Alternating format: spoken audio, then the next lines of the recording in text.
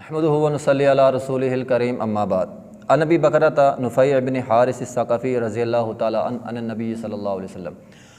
ابو بکرہ رضی اللہ تعالیٰ عنہ بیان کرتے ہیں نبی علیہ الصلوۃ والسلام نے قال فرمایا اذا التقى المسلمان بسیفیہما، جب دو مسلمان آپس میں ایک دوسرے پر تلوار نکال لیں، ایک دوسرے کو قتل کرنے کے لیے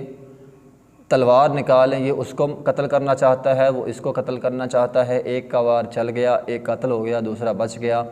نبی علیہ الصلوۃ والسلام نے فرمایا فالقاتل والمقتول فی النار، قاتل اور مقتول دونوں جہنم میں۔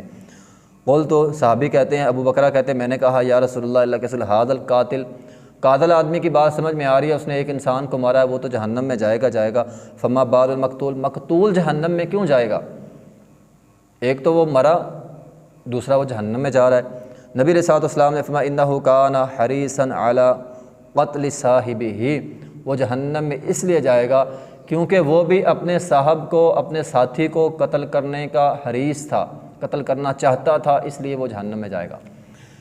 اس حدیث میں ہمیں یہ پتہ چلا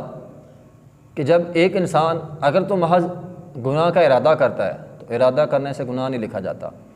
لیکن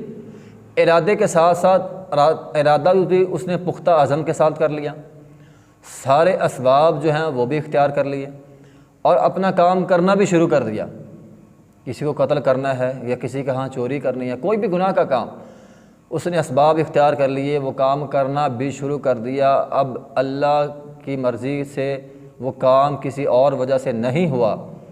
تو انسان کو وہ گناہ ضرور ملے گا۔ اب یہاں تلوار اس نے نکال لی، اپنے مسلمان بھائی کو مارنا شروع کر دیا، لڑنا شروع کر دیا، اب اس کا داں نہیں چلا، کسی اور وجہ سے اس کا وہ کام ہوا نہیں، اس نے کیا لیکن ہوا نہیں، اس نے اپنی طرف سے کیا لیکن ہوا نہیں، تو وہ جرم اس کے نامہ مال میں، اس کے کھاتے جو ہیں کھاتے میں لکھ دیا جاتا ہے۔ اس لیے